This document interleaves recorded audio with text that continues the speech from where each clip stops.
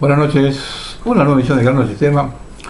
Recuerden que debajo de los títulos y arriba de los tiempos de los temas está el link del programa subido a Libri, El grano del sistema 409, estragos de la vacunación. Respecto a los grupos que comenzaron a armar, me informan que crearon los granitos de Europa con seguidores del viejo continente. Hay varios ahí que siguen el programa y están muy comunicados entre ellos o que estén en países diferentes. Bueno, empecemos. Comienza la guerra de secesión en Argentina. Esto publicó Contrainfo. Los fuertes incendios en la Patagonia argentina, de origen intencional, avanzaron sobre pueblos cordilleranos como Lago Puelo, El Hoyo, Cholila, Golondrinas y muy cerca del Bolsón, afectando hacia las provincias de Chubut y Río Negro. Solo en los últimos días fueron arrasadas 2.000 hectáreas y destruyendo más de 200 viviendas, dejando personas heridas y evacuadas. Se quemaron más de 200 viviendas en las Golondrinas y Cerro Largal. Hay personas que debían ser hospitalizadas por quemaduras, familias desaparecidas. Así lo confirmó el subjefe de la policía de Chubut este miércoles en relación con la búsqueda de 12 personas. Hay familias desaparecidas y estamos tratando de saber qué pasó con ellos. Buscamos a 12 personas que estaban en cercanías del Hoyo. Pero en total son 230 las casas quemadas y 20 desaparecidos. Fuego en puntos simultáneos de la comarca del Paralelo 42. Animales muertos, mascotas perdidas, gente que perdió todo, y las poblaciones del Lago Puelo, El Hoyo y otras sin luz, sin agua, sin teléfono. La intencionalidad de los incendios queda a las claras por la simultaneidad de los distintos focos de incendio. La tragedia de la zona cordillerana viene teniendo una escasa cobertura en los grandes medios nacionales, concentrados en las problemáticas de Capital Federal y otras regiones del país. Los incendios de la Patagonia son intencionales. El 30 de enero del 2021, las comunidades mapuches difundieron un comunicado donde dicen: nadie tiene derecho a negarnos la acción directa mediante el cutral, fuego, palos, piedras, incluso tralca, arma de fuego. Recordemos, si fue difundido en este programa, los incendios en el Parque Nacional Los Alerces hace varios años fueron precedidos de un comunicado mapuche declarando la tormenta de fuego. El fuego tomó por sorpresa a las localidades especiales de cordilleranas este lunes. Las llamas, iniciando en sectores muy cercanos a la población y por el viento, rápidamente se expandieron y afectaron a cientos de hogares en cuestión de horas. Es el peor escenario para un incendio. Se están dando las condiciones para que sea un incendio catastrófico y es lo que está sucediendo. Este fuego supera ampliamente las capacidades del ataque inicial. Es un fuego muy complejo porque se está quemando bosques donde vive la población ahí dentro. Se dieron las condiciones extremas, advirtió el intendente del Lago Puelo. Hay que buscar a los responsables de todo esto. Me animo a decir que hubo una intencionalidad muy importante. Son 5 o 6 focos de incendio en distintos momentos, en distintas ciudades, y los que somos de la zona sabemos que eso es imposible de atacar, terminando en una tragedia. Más de 200 familias en menos de 12 horas perdieron sus casas, sostuvo el diputado nacional Santiago Igor. Hay familias desaparecidas y estamos tratando de saber qué pasó con ellas, indicó el segundo jefe de la policía de Chubut, comisario Néstor Gómez Ocampo, tras arribar a la zona del Hoyo. El intendente del Hoyo, Paul Wisman, se refirió al incendio de la comarca andina. El fuego llegó a 50 metros de gimnasio. Se quemaron muchas casas en la zona de Catarata, de Ruta 40 y en Ruta Vieja. Tenemos todos los servicios básicos devastados.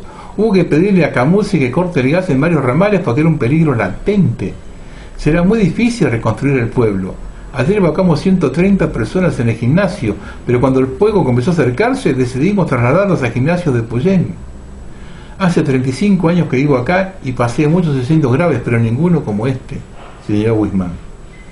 Esta mañana, a primera hora, el director del hospital de El Hoyo, Febo Sosa, recorría desconcertado los barrios afectados por la localidad cotidiana que tiene 7.000 habitantes. Estuvimos cerca, pero no llegamos a evacuar el hospital. Teníamos un camión de gendarmería apostado a disposición por si había que evacuar. Es desesperante la situación. El relevamiento de las casas afectadas se hará con las primeras luces del día. Cuando el fuego avanzaba sobre las casas, se ayudaban entre todo lo que se podía, pero era un caos, había gente por todos lados.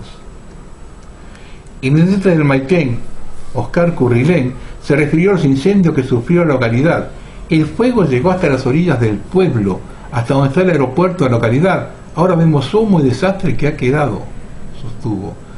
La lluvia de la madrugada nos trajo alivio y la tranquilidad. Lo que pasó acá es algo nunca visto. Había varios focos y estuvimos prácticamente rodeados. Hasta el momento las primeras hipótesis apuntan a atentados de distintos sectores. Puntualmente se comentó la intervención de un transformador en Golondrina, que ahí se generó un poco más grande. La verdad es que a uno no le entra en la cabeza que haya gente tan enferma que destruye a nuestros bosques, uno de los lugares más hermosos que tiene el planeta Tierra. Que hagan el desastre y la maldad que hicieron sin ningún sentido, como dicen que ha sucedido en forma intencional. Es muy triste y que haya gente que todavía actúe de esa forma, expresó el intendente de Comodoro Rivadavia, Juan Pablo Luque. El ministro del Medio Ambiente, Juan Cabandier, indicó que en un lapso de 3 horas, a partir de las 16, se iniciaron incendios simultáneos en 7 localidades. Los especialistas indican que el que lo hizo sabía muy bien lo que hacía. Es innegable la simultaneidad de 6 focos en un lapso menor de 2 horas. La intencionalidad resulta evidente y afecta no solo a los bosques, sino también a los vecinos de las zonas aledañas. Peligran su vida y pertenencias. El fuego ya afectó a decenas de casas. Mónica Vázquez vive en Lago Puelo y decidió evacuarse en la casa de su hija. Había distintos focos en varios lugares que supuestamente dicen que les prendieron intencionalmente. En un momento empezamos a ver el reflejo de fuego detrás de la montaña y decidimos irnos para estar seguros. Nos dijeron que se quemaron como 300 casas y que se quemaron también las casillas de gas. Por eso por mucho tiempo no tendremos ni gas ni luz. La lluvia del miércoles logró traer algo de calma a la región, si bien el panorama es de gran incertidumbre y temor ante la posibilidad del reinicio del fuego o la aparición de nuevos focos ante la impunidad de quienes los generan. Con los incendios impunes logran objetivos varios, entre ellos aterrorizar a la población local en una región altamente codiciada a nivel mundial y sometida permanentemente a la especulación sobre la propiedad de la tierra.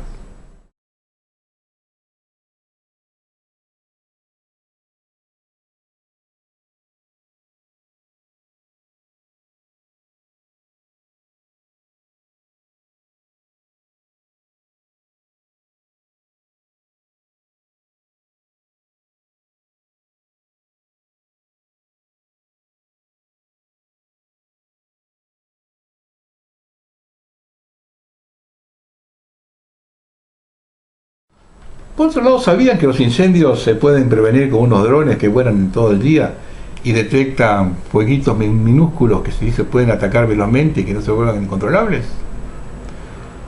Pero bueno, estamos en Argentina, ¿no? Que no tenemos nada de nada. Bueno, acá estamos en lo que era un taller de chapa y pintura.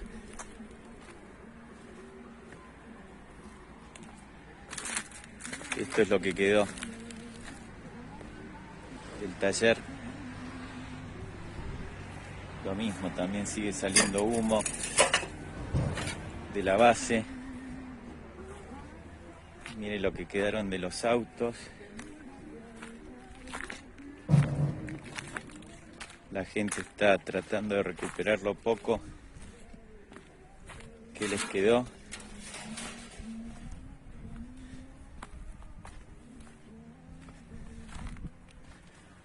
Todo incendiado. Acá tenemos la platea de otra casa.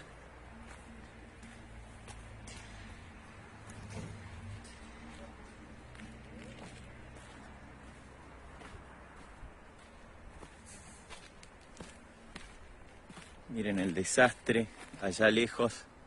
Más casas todavía humeando. Oyentes de Bariloche me informan que los usurpadores de Villa Mascardi están disparando desde el predio usurpado acá del Estado. Vamos a poner las cosas en su punto claro. El terrorismo mapuche está generado por la corona inglesa. En este canal ese tema fue desarrollado varias veces. Así que detrás de estos actos de guerra, porque así hay que denominarlos, pues se atacó a poblaciones civiles. Son actos de guerra, se atacó a poblaciones civiles. Están los intereses del imperio. Y ahora vean este mapa con el relevamiento minero de Chubut hecho por el enemigo.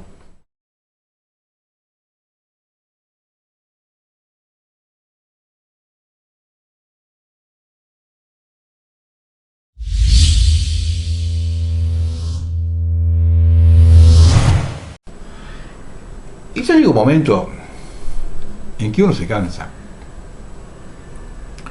Permanentemente me preguntan, no solo por correo o en el foro del programa, sino también en mesas de café, por cuál o tal personaje en la actividad pública.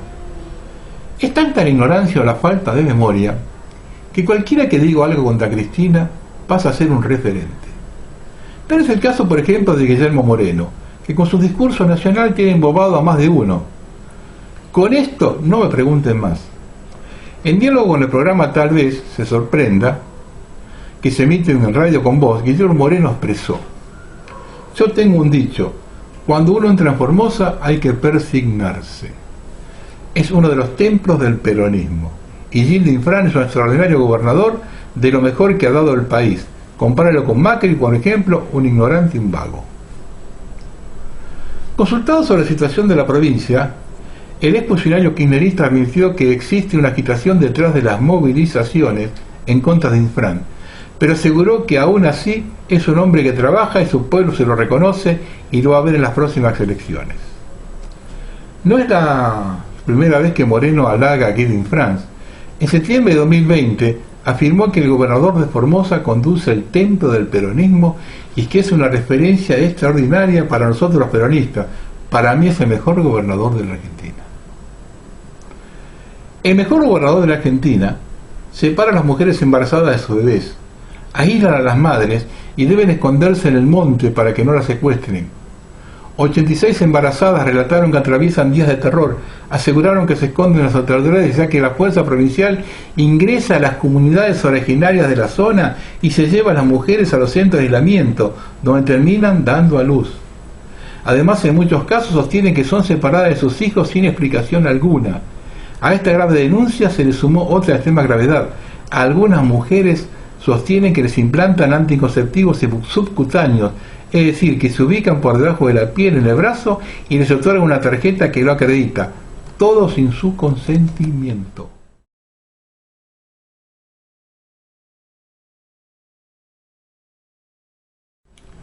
Y las dependencias oficiales que tienen bajo su jurisdicción derechos humanos, política de género, derechos de la mujer, se callan la boca y los convierten en cómplices.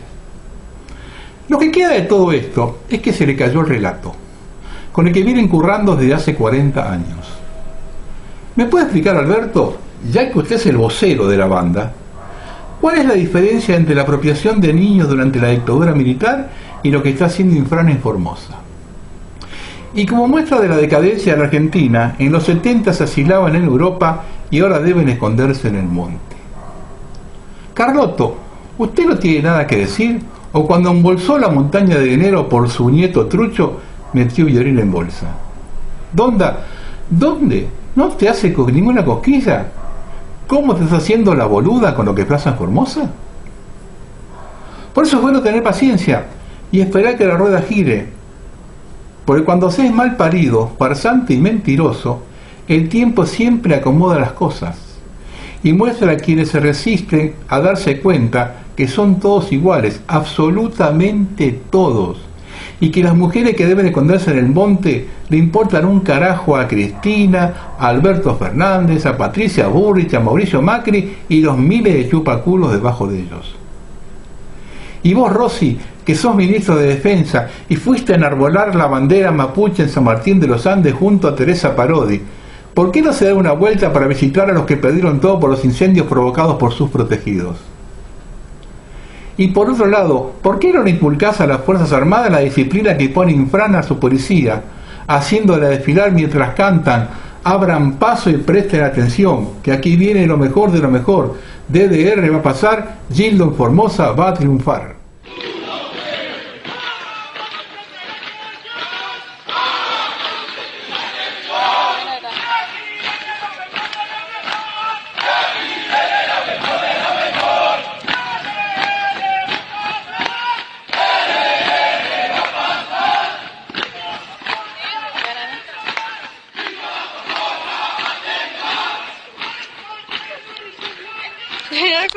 Cuando uno toca estos temas y se observa la respuesta de los gobernantes, más se informa de cómo se mueve el régimen.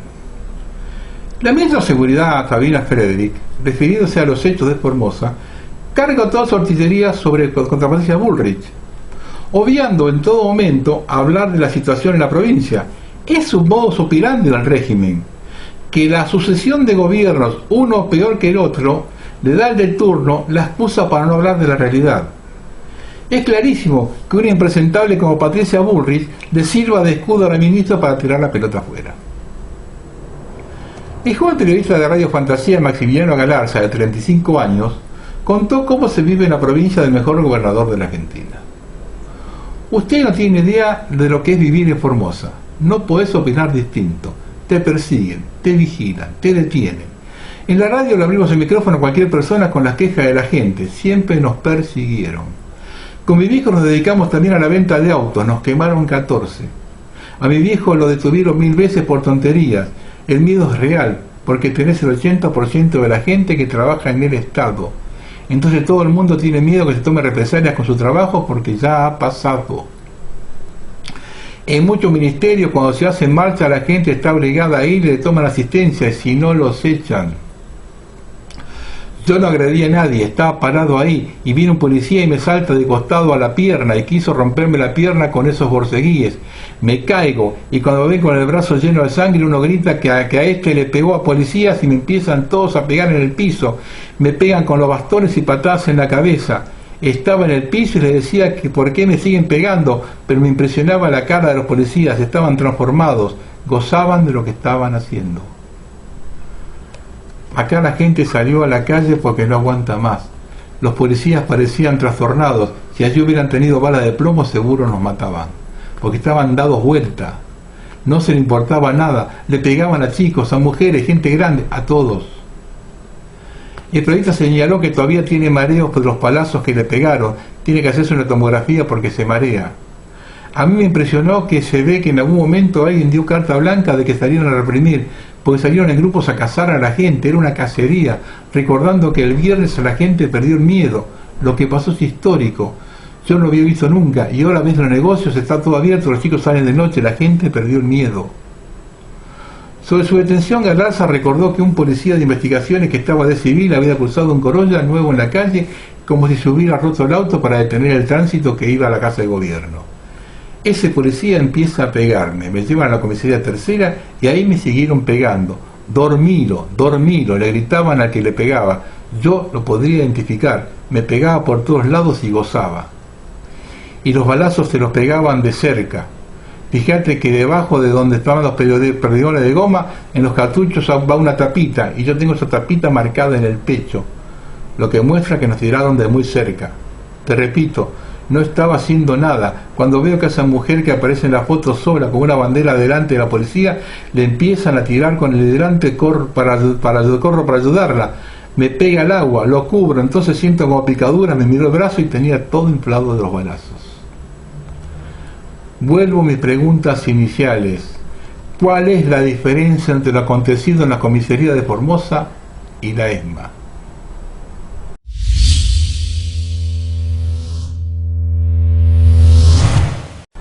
Este es un país de joda, y así nos ven afuera. Es un país que está en la joda. Mientras el país se derrumba, Tinelli, junto a diputadas e intendentes kirchneristas, inaugura un banco de plaza.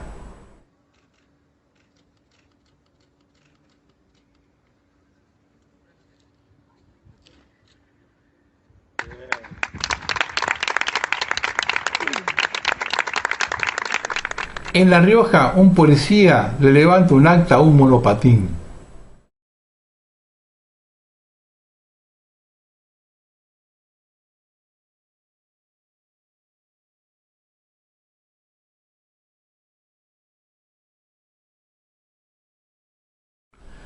La prensa española dice que Repsol debería erigir un monumento a Cristina Fernández. Una nota destaca que el gobierno de la hoy vicepresidente le pagó a la empresa española 5.000 millones de dólares por el 51% de YPF, que hoy vale 1.500, y que tiene deudas por 6.200 millones y juicios por varios miles de millones más.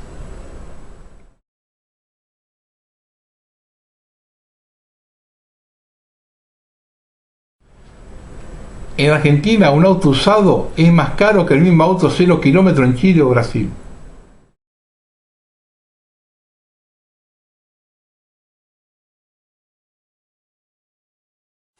Parece joda. Libera la importación de una lista enorme de productos como inodoros y champán, pero dejan afuera neumáticos de uso agropecuario y cosechadoras. Mientras nuestra dirigencia está en la joda, la Argentina se posiciona en el mundo. Vean los índices de pobreza en Sudamérica 2021. Venezuela 80%, Argentina 47%, Colombia 38%, Ecuador 38%, Paraguay 24%, Brasil 24%, Perú 21%, Bolivia 13%, Chile 9%, Uruguay 8%.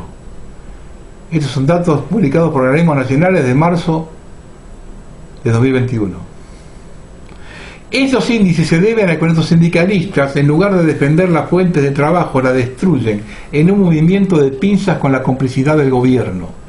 En medio del bloqueo que sindicalistas zonales de la Asociación de Trabajadores de la Industria Lechera, ATILRA, mantuvieron durante 4 días sobre la fábrica de lácteos Mayol de la localidad bonaerense de Gobernador Daondo, en el partido de Cañuelas, argumentaron que se encontraban en otros gremios para pagar menos cargos sociales y otros deberían ser recategorizados. La investigación sindical que, según la familia Mayol, ocurrió roturas en la fábrica como en un generador y llevó a la pyme a tener que tirar más de 5.000 litros de leche que no se pudieron procesar por el bloqueo. Uno de los socios de la firma, Hugo Mayol, grabó un conmovedor video. Hola, soy Polaco Mayol, todos me conocen así. Soy socio de la empresa Lácteos Ernesto Mayol. Ayer estuve en la ruta en el no corte, porque no cortamos, solamente los queremos hacer ver. Queremos ver cómo podemos salir de esta situación terrible que estamos pasando. Nada, no me puedo expresar bien pero tengo un dolor en el alma muy profundo.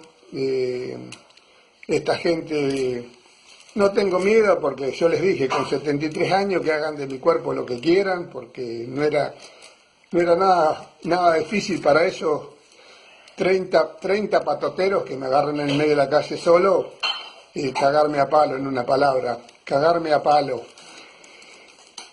Ya me cagaron a palo demasiado con todo lo que está pasando, ya tengo el cuerpo dolido, pero no vencido.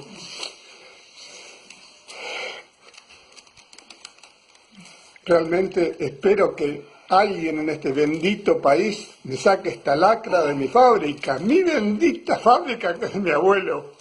Sáquenme la gente de encima, sáquenme esta lacra, Dios, ayúdenme, ayuden a la buena gente que trabaja con nosotros.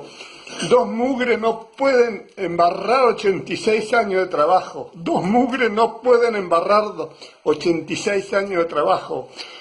Bendito pueblo argentino, ayúdenlo, defendamos el bendito trabajo.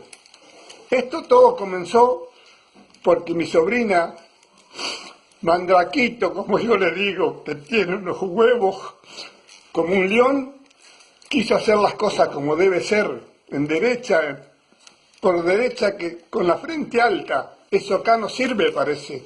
Sirve el malandrinaje, los robos, la sinvergüenzada.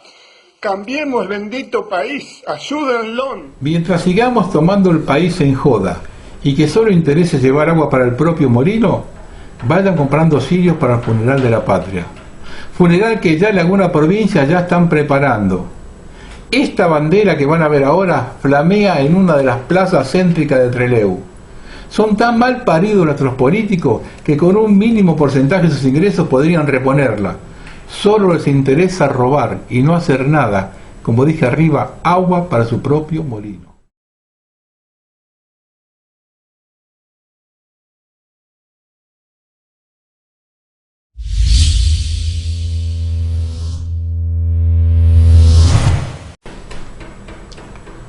Yo llevo grabado ya cerca de 700 programas.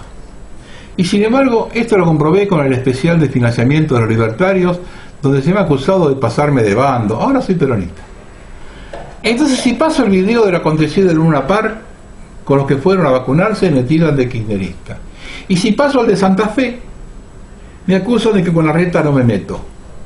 Entonces, hay que perder el tiempo y pasar los dos, para que los fiscales del apodo no digan nada. Y les digo fiscales del apodo Porque cuando los derivo a una queja formal por correo, Violín en bolsa, desaparecen del aire. Luna Park citaron a los mayores a vacunarse.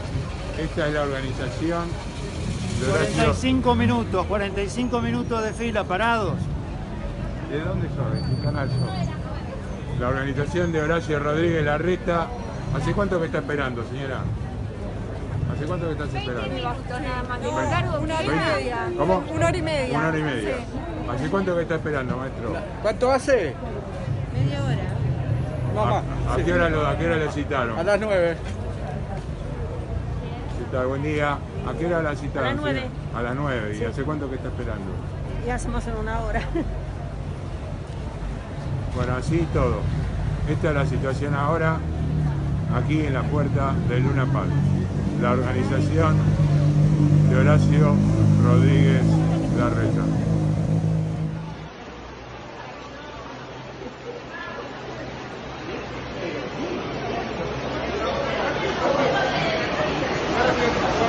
O sea, que entren por acá y que salgan por allá. Ahí está, por esta entrevista que salgan por allá.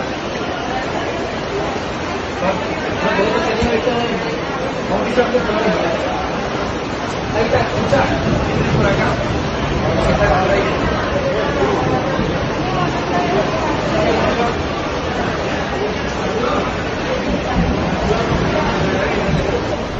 Es imposible luchar contra los que no pueden determinar que todos trabajan para el mismo régimen. Y si eso pasa con mis oyentes, no quiero imaginarme dentro de la inmensa mayoría que consume los medios del sistema. Como mencioné arriba, esto es muy cansador. Y evidentemente mi forma de pensar, de no tener pelos en la lengua, no entra en lo políticamente correcto. Porque soy un cuestionador nato, llevado a ese rol por lo que me hizo un amigo de muchos años. Soy lechuza cascoteada. Hace más de 30 años que trato de construir algo para la Argentina y me comí muchos garrones.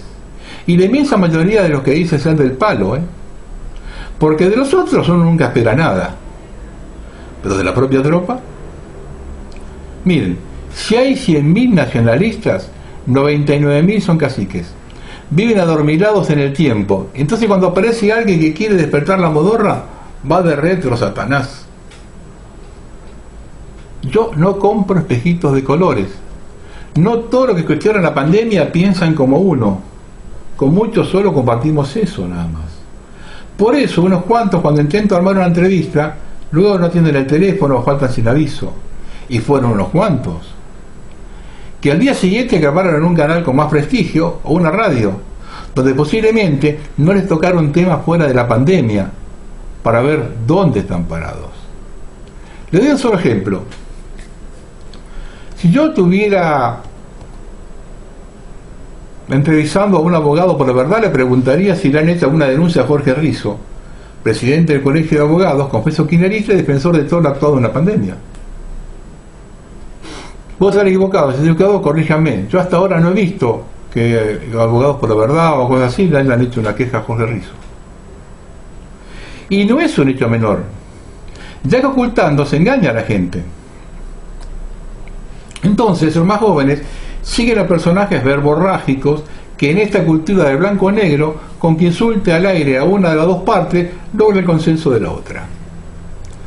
De esa forma reciclan el relato desde hace décadas. Hace 50 años Alzogaray nos decía que si no aceptábamos las medidas liberales íbamos a ser Cuba. Hoy Milei dice lo mismo, solo que cambió Cuba por Venezuela. Al argentino le gusta que lo engañen. De esa forma tiene menos compromiso. Alzogaray le llenó la cabeza a la gente que había que privatizar las empresas públicas y así terminar con el monopolio del Estado y favorecer la competencia que traía mejores servicios. Resultado, cuando con su asesoramiento y su hija en el elenco gubernamental se privatizó, se reemplazó el monopolio estatal por el privado. Ninguna empresa concesionaria compitió. Y ahora nos quieren hacer creer que la prédica actual es cierta. Pero lo que más bronca me da es que ninguno de esos personajes, Martínez Dios, los hermanos Aleman, Alzogaray, por ejemplo, no son liberales. son iguales a los peronistas, que cuando les nombra 100 tipos que hicieron cagadas, la respuesta es, esos no son peronistas. Y ahora vamos a hablar del liberalismo, del que no te cuentan. La economía es una ciencia social, no una ciencia exacta. El pensamiento y la acción económica son un aspecto de la vida. La economía no posee sistema, sino fisonomía. Toda vida económica es la expresión de una vida psíquica. La actividad económica es un hecho espiritual. Es el hombre con sus capacidades y sus disposiciones psíquicas el que va dando fuerza al desenvolvimiento económico. El único dogma en las cuestiones económicas es que en el campo económico no existen dogmas, que en este campo no existe teoría alguna, sino única y exclusivamente conocimientos. La economía no puede pretender completa libertad, sino someterse a un verdadero y eficaz principio directivo. Para ser útil a los hombres necesita de un freno enérgico y la dirección sabia, pues por sí misma no puede refrenarse ni regirse. La economía en absoluta libertad destruye a las personas porque las divide en grupos de intereses. En el liberalismo existen dos corrientes. Una filosófica, que dice que por encima del hombre no hay nada, ni es válida, por lo tanto, ninguna limitación moral o trascendente. Y otra económica, que manifiesta que no hay ninguna regla superior al propio interés. La libertad del hombre está por encima de todo. El liberalismo coloca al hombre en el centro de todo acontecer social, o sea que el Estado liberal defiende la posición de que es bueno todo lo que resulte útil y provechoso al individuo, a la persona individualmente considerada, incluso a riesgo que resulte nocivo para la comunidad. Esta teoría es la que permite la explotación del hombre por el hombre y nación por nación. En la pretendida aldea globalizada del siglo XXI, el sumo interés personal que está por encima de todos los demás es el de los grandes centros financieros. Las teorías liberales son la gran mentira con la cual los centros de poder dominan el mundo. Es una falacia al dejar pasar de que es nadie el orden natural autorregulador de Adam Smith, como dan sus correlatos de oferta y demanda. Basta que el hombre intervenga para que todo se derrumbe como un castillo de arena. La gran mentira altamente publicitada y la poca capacidad de aquellos grupos disidentes de atacar la doctrina en su núcleo hicieron que los liberales diseñaran un complejo sistema de fórmulas que más tienen que ver con las matemáticas que con la economía. Y una vez montado ese sistema, planearon un modelo económico basado en la coerción, sobornos y explotación que tenía como fin someter a una nación al sistema internacional de la usura. Y ahí está otra de las mentiras, el poder del dinero. El dinero se inventó para que se diese a cambio de otra cosa, no para que se multiplicase. La especie más odiosa es la usura, que obtiene el lucro valiéndose del dinero mismo, no de su objeto natural. El trabajo es previo al capital e independiente del mismo.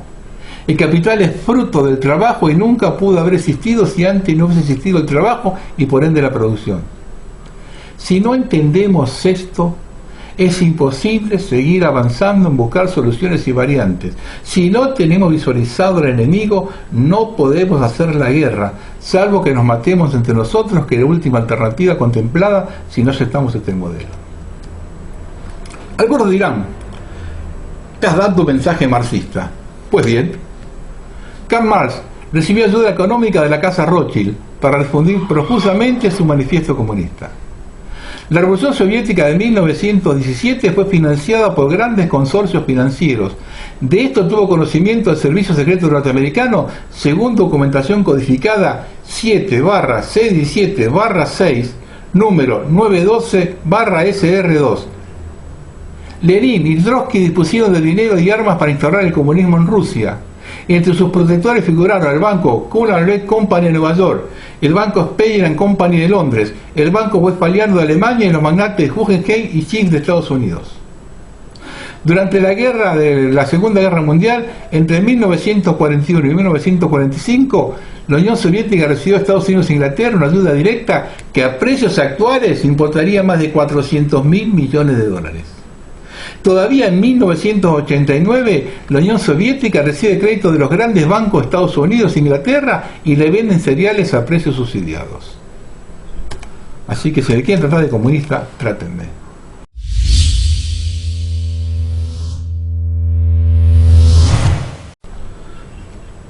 Con las fuerzas de seguridad que tienen hoy como emblema a la policía formoseña, yo no me como ningún caramelo.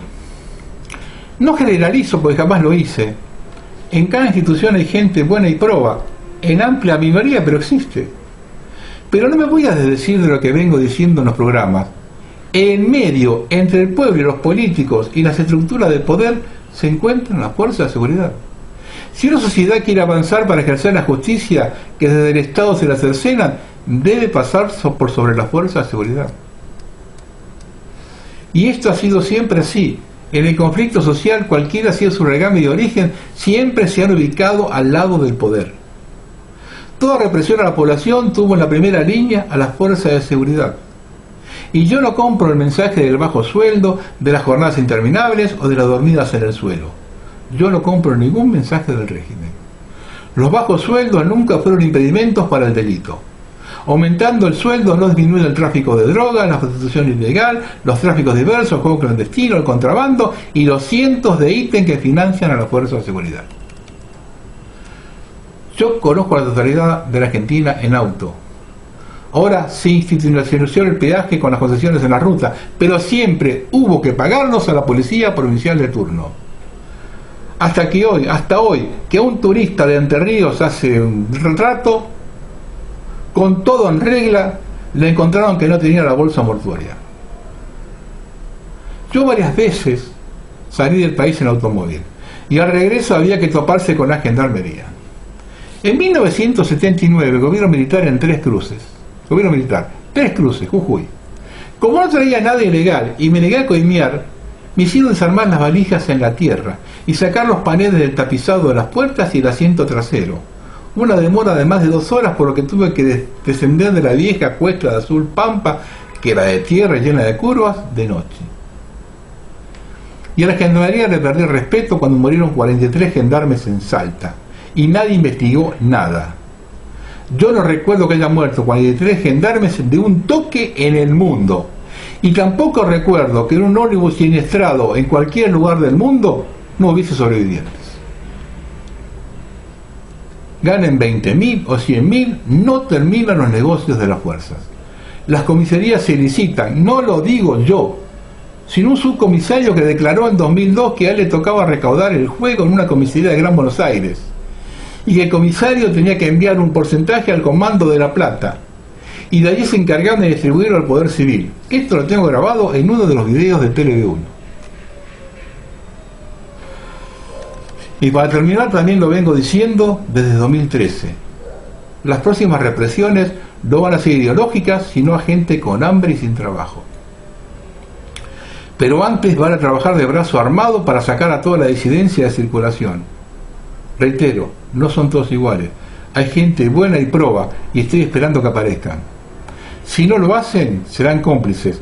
¿Me dirán que si se rebelan se quedan sin trabajo? Pregunto, ¿cuando aporrean piensan que el que recibe el palazo es desocupado?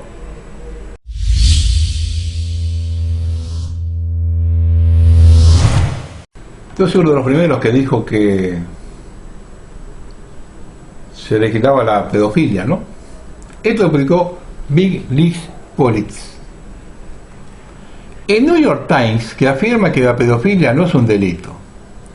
La ONU ha emitido una directiva a los padres de todo el mundo para que respeten la libertad sexual de sus hijos pequeños.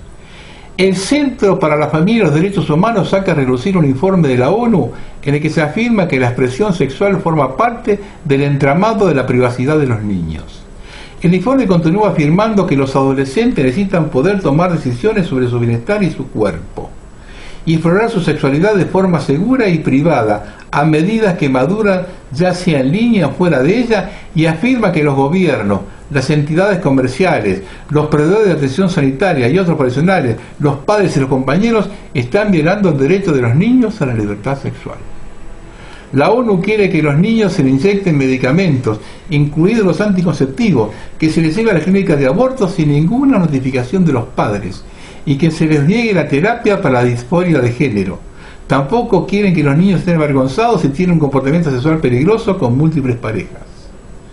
Naciones Unidas mantiene firme en cuanto a la proliferación de abortos en todo el mundo, al impulsar una medida a favor de la salud sexual y productiva que avala tácitamente el aborto. La embajadora irlandesa Geraldine Byrne-Mason aprobó un documento durante la Comisión de la Condición Jurídica y Social de la Mujer en marzo para garantizar el acceso universal a los servicios de salud sexual y reproductiva de las mujeres de los Estados miembros. El documento fue aprobado a pesar de que varias delegadas se sintieron intimidadas y acosadas por la agenda izquierdista del organismo mundial. Esto es inaceptable, dijo el delegado Valery Mohamed Al-Faris. Pedimos una disculpa formal de la Comisión. No escucho ninguna objeción. Así se ha decidido, dijo la embajadora irlandesa, ignorando por completo el comentario y siguiendo adelante. Nunca he visto algo así, dijo un experto anónimo de la ONU sobre el procedimiento, añadiendo que NASA es una fanática pro aborto que claramente ha dedicado su vida y su trabajo a promover la agenda del aborto en Naciones Unidas.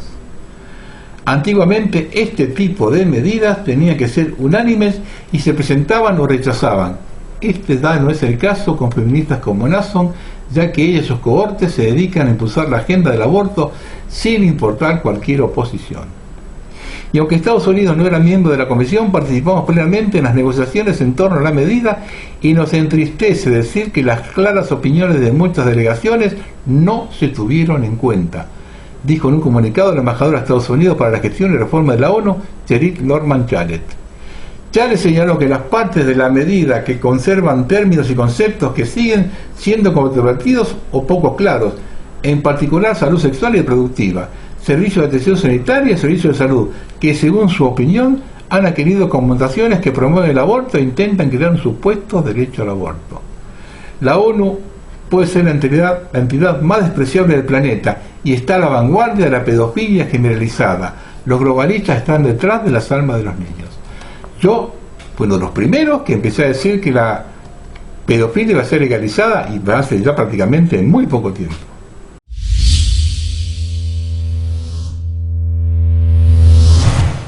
Una cosa cortita porque el mundo se está complicando, además de todo esto, ¿no? Más complicado todavía. El lunes 15 de marzo habrá novedades complicadas. Los británicos obtienen permisos de explotación de petróleo con fracking junto a empresas privadas americanas y lo quieren hacer en Donetsk. El presidente ucraniano firmó, pero ¿quién entrará en el Donbass? La guerra a la vuelta de la esquina. Si a Rusia le tocas Donetsk, ya hay grupos en los países limítrofes de la Unión Soviética que están empezando a pedir que vuelva a ser a Ucrania, la península y todo ese tipo de cosas. Ucrania y Siria son un quilombo. En la primera, y por culpa de Kiev, ya hay cruces de artillería pesada y varios muertos. En Siria los rusos aniquilaron con bombardeos y misiles de largo alcance la refinería clandestina de los turcos en el norte de Siria. Cuartel general borrado del mapa, lleno de milicias pro-turcas. Las explosiones se podían ver desde 40 kilómetros. Esto se está complicando en serio, por todos lados.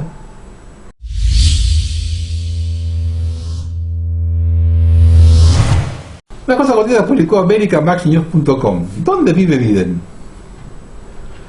Cada presidente de Estados Unidos tiene un único hogar, la Casa Blanca, ubicada en la avenida Pensilvania, 1600 de Washington, D.C. Este ha sido el símbolo de la presidencia de Estados Unidos durante décadas y representa una institución fuerte. Sin embargo, Joe Biden todavía mantiene sus viejos hábitos y no respeta la institución y tradición. En el último mes no hubo transparencia por parte de la administración de la Casa Blanca. De vez en cuando podemos leer algo entre líneas porque Jen Psaki está abrumada por su nuevo puesto de trabajo. Esta presión provocó que sin querer revelara dónde vive Joe Biden. Esta chica, Jen Psaki, es la secretaria de prensa de Biden. Bueno, el presidente vive en Wilmington, en su casa, ahí donde vivió durante muchos años, dijo Psaki. Y como saben, como lo hace cualquier presidente de Estados Unidos, toma un avión privado llamado Air Force One para viajar ahí.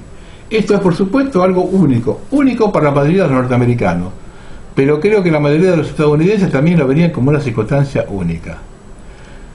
Jen Psaki se esfuerza por encontrar la manera perfecta de gestionar todas las cosas en ausencia del presidente Biden, que se esconde de la escena pública. De hecho, sigue negándose a dar las ruedas de prensa habituales con los medios de comunicación. En cualquier caso, podemos concluir que Biden desperdicia mucho dinero de los contribuyentes para viajar en su avión privado.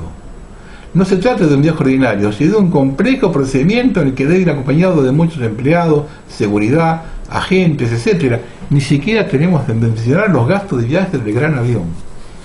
Por otro lado, su hipocresía también es impactante. La persona que apoya plenamente las restricciones del COVID viaja a diario.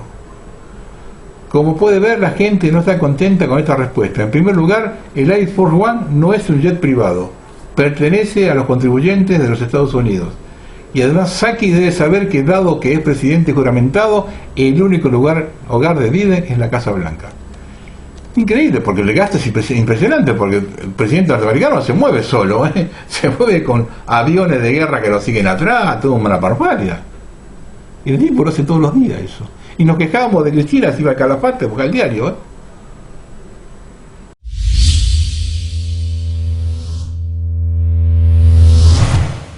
Esto lo escribió Karina Mariani, Licencias para escandalizar. Vivimos épocas poco fértiles para las metáforas, porque en una sociedad de ofendidos y escandalizados no hay lugar para lo lacerante y lo arisco. Una sociedad que supone que si alguien se ofende tiene la razón. Para mal de los ofendidos, la realidad no es un constructo que se fuma si los ignoramos, va más allá de los reverenciados sentimientos. La realidad es un país repleto de pobres y olvidados de privilegios y mentiras. Alguien eligió representar a la tragedia que causaron a los privilegios argentinos con una bolsa mortuoria que simbolizaba claramente a quienes mueren a causa de corrupción y la mentira. La imagen de las bolsas se viralizó por todo el mundo. Está claro que iban a molestar al kirchnerismo, campeón del doble rasero, que tiene miles de manifestaciones de idéntico o superior tenor, pero que no gusta de sufrir en carne propia el escarnio que propinan los demás. Hasta acá, lo esperable. Del lado no oficialista también hubo ofensa y escándalo por las bolsas. Molestó el simbolismo, la falta de sutileza, también se materializó mucha carencia de comprensión de textos, salió a la luz una voluntad férrea de no pintar por fuera de los bordecitos, una pretensión de elegancia y moderación subsumidas a una estética que ni es consensuada ni tiene historial de eficacia. Las bolsas mortuorias fueron una alegoría que irritó tanto a los moderados como a los interpelados. Paralelismo que cabría analizar más en detalle. En el mundo suave de la no contradicción reina la equidistancia del ni muy complaciente ni muy combativo. Pero el punto medio a veces rompe toda lógica. Estar de acuerdo con todo resulta imposible. En tiempos de autoritarismo, cuando las bases del orden democrático son serruchadas y pesan sobre la vida cotidiana, la muerte y la miseria, demandar la segunda mejilla con superioridad moral implica un diagnóstico complejo. Se trata de un diagnóstico según el cual la defensa sólida de ideas y valores conlleva enfrentamientos innecesarios. A partir de esta hipótesis es mejor mostrar con ejemplos exitosos las bondades de la propia cosmogonía en lugar de defender el ideario y el campo del debate político. La firmeza asociada con la tiranía es uno de los logros publicitarios de la izquierda. Así quienes pretenden manifestaciones blandas, moderadas, sin banderas, sin carteles, sin disfraces, imaginan que van a combatir al autoritarismo blandiendo sus acolchadas propuestas.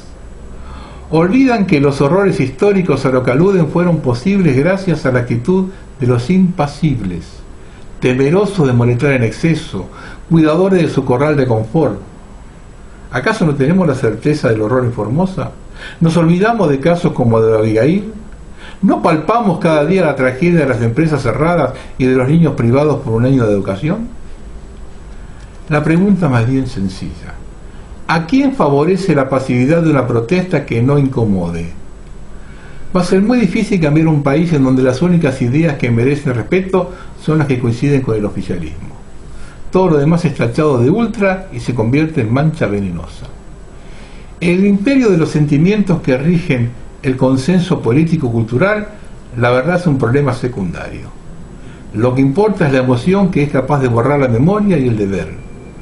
Personajes corruptos y viles son capaces de psicopatear con el daño que le atribuye a expresiones simbólicas, cuando su accionar delictivo es bien real y palpable. Son astutos en ofenderse en virtud de una moral que ni siquiera comparten. Por ejemplo, con la excusa del coronavirus, el gobierno liberó a presos peligrosos sin ninguna explicación racional. En una segunda etapa del sinsentido, derogó el decreto que permitía a las autoridades impedir el ingreso de extranjeros con antecedentes penales. Con la misma debilidad por el bienestar delincuencial, sostuvo una cuarentena que empobreció a los ciudadanos decentes mientras favorecía las usurpaciones y ponía a funcionarios políticos a defender el separatismo indigenista en el sur, y para mayor abundamiento se dedicó a confiscar cargamento de sojas mientras hay provincias asoladas por narco libradas a la buena de Dios. ¿Qué alegoría merecerían esas acciones para no molestar a los captadores de protestas? ¿Con qué elegante metáfora podemos representar a los acontecimientos formoseños? Durante un tiempo parecía que nos querían temerosos, aplaudiendo desde los balcones. Ahora simplemente nos quieren resignados y mudos. Y nosotros teniendo contemplaciones por si alguna alegoría performática hiere algún sentimiento. Si la política es incapaz de denunciar las violaciones a la democracia, peor para ella. La verdadera ofensa está en no protestar con la suficiente firmeza y seguir actuando como si nada. El resultado es que se acepta graciosamente que la desestabilización que sufrimos va a desaparecer con unas elecciones legislativas. Con esta actitud cavamos nuestra propia tumba. La corrección y la moderación nos ha dejado una retórica pacata y acotada, un límite de expresión parco que validamos para los estrechos límites de nuestro marco moralizante. Hacinados en este pequeño escenario de protestas permitidas, dan envidia a los hombres del pasado, sencillamente eso. Y culmino con un escrito de José Saramago. ¿Y tú? ¿Cómo quieres que siga mirando estas miserias? Tenerlas permanentemente ante los ojos y no mover un dedo para ayudar. ¿Qué hago yo si mi mayor preocupación es evitar que alguien se dé cuenta de que veo? Algunos llegarán a odiarte por ver. No creas que la ceguera nos ha hecho mejores.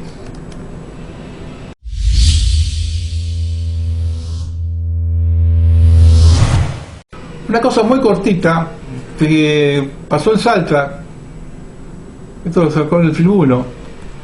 Se vivieron momentos de violencia y tensión en la Catedral de Salta. Las manifestantes quemaron muñecos, arrojaron bengalas y otros objetos a la vereda del templo y cantaron consignas en contra de la Iglesia Católica, con las sucesivas denuncias de abusos sexuales por parte de sacerdotes.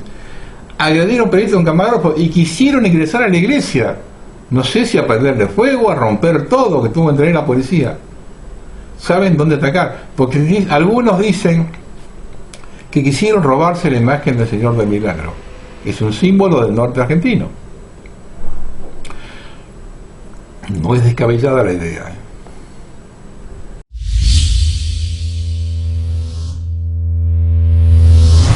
Esto lo publicó Libre Mercado. Es la eugenesia indirecta.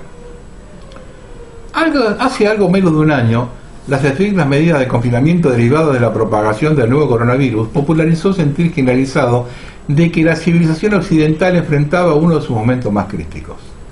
Una de las lecturas positivas que algunos quisieron plantear ante lo que estaba ocurriendo tenía que ver con la natalidad.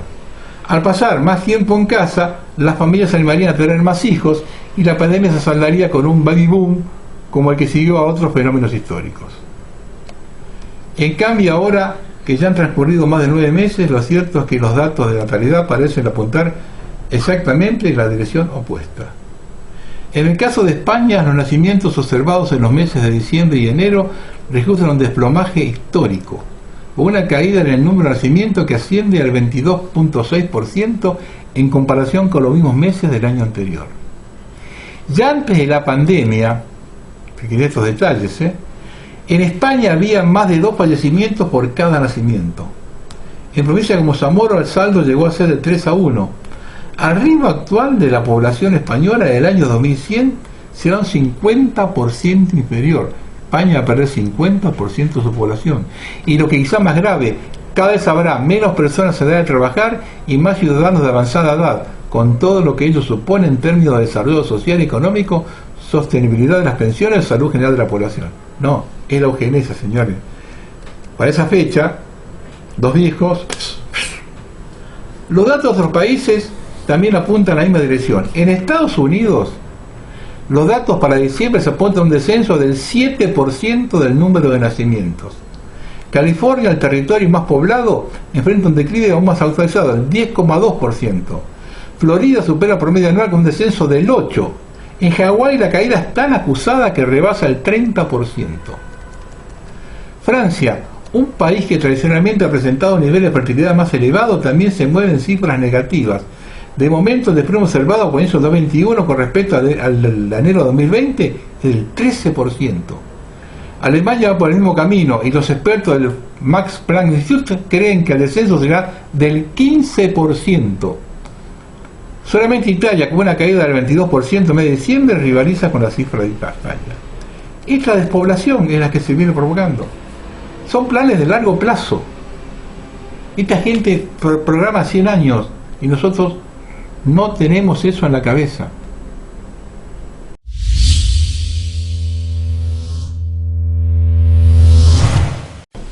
Vamos a terminar. Mucho más no se puede agregar. Cuando les cuento ciertas vivencias que acontecen alrededor mío, esa es una pequeña parte de ellas. Y yo voy llegando a determinadas conclusiones.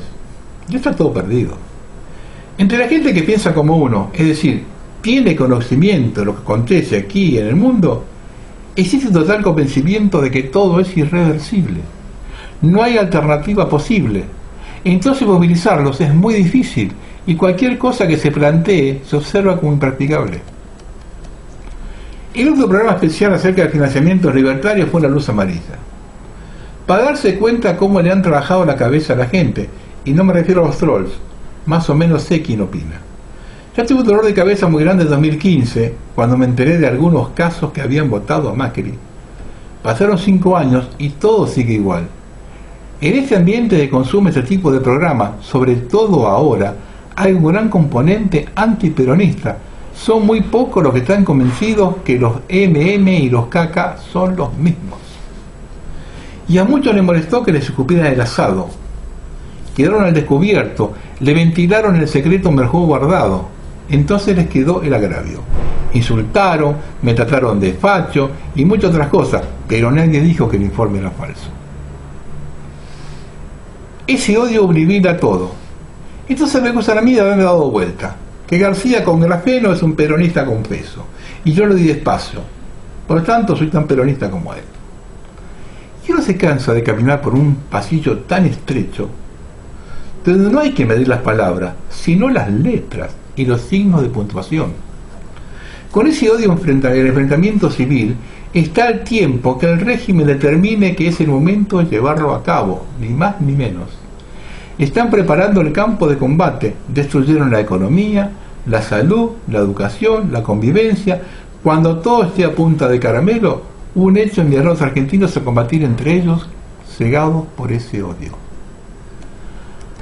Acúsenme de peronista, pero me parece absurdo que sigan hablando de 75 años atrás. ¿Y saben lo que me da mucha bronca? Que muchos de los que hoy se rasgan las vestiduras disfrutaron del 1 a 1 con Cavallo. Y no me digan que no era un gobierno peronista, porque cuando contabilizan los años del peronismo en el poder desde 1983, suman los de Menem. Yo no defiendo el peronismo, pero quiere decir que antes del 43 la Argentina era el país perfecto. ¿O no tienen la menor idea de lo que dicen? ¿O la miopía ya es ceguera? Fue la década de la oligarquía gobernando, entregando el país atado de pies y manos a la corona británica. Y ahí tuvimos el primer indicio del pacto liberal marxista. Cuando Lisandro de la Torre denuncia en el Senado el pacto Roca-Rusiman, el senador socialista por la capital federal, Alfredo Palacios, jamás lo apoyó en su lucha solitaria. Cuando le preguntaron el motivo, su respuesta fue: es una lucha entre burgueses. Cuando en realidad de la Torre estaba denunciando el pacto colonial más espurio sobre la Argentina y la mayor defraudación fiscal conocida hasta la fecha. Y hoy, 85 años más tarde, se sigue sosteniendo que el peronismo destruyó un país perfecto, ejemplar y funcionando al 100%, cuando en realidad se gobernaba con el hambre de la gente y una fuerte represión. Pero también recordemos que Perón asume en elecciones libres y que la alianza opositora, la Unión Democrática, estaba formada por la totalidad del abanico partidario de la extrema izquierda a la extrema derecha, y sus candidatos eran dos joyitas. José Tamborini, anti-irigoyenista, confeso, terrateniente de Junín, ex ministro del Interior de Alvear, que intervino 10 provincias. Recordemos que en aquel tiempo no eran 24 sino 16. Y Enrique Mosca es gobernador de Santa Fe cuando la más feroz represión en la forestal, creando a cargo de la provincia la tristemente célebre Gendarmería Volante que mató más de 1.500 obreros y hacheros. No se puede hablar sin conocer la historia y menos aún calificarme de lo que no soy solo por el fanatismo político. Pero esto es lo de menos. Lo importante es que nos dirigimos al precipicio más profundo y muchos contentos porque también van a caer los otros. Buenas noches.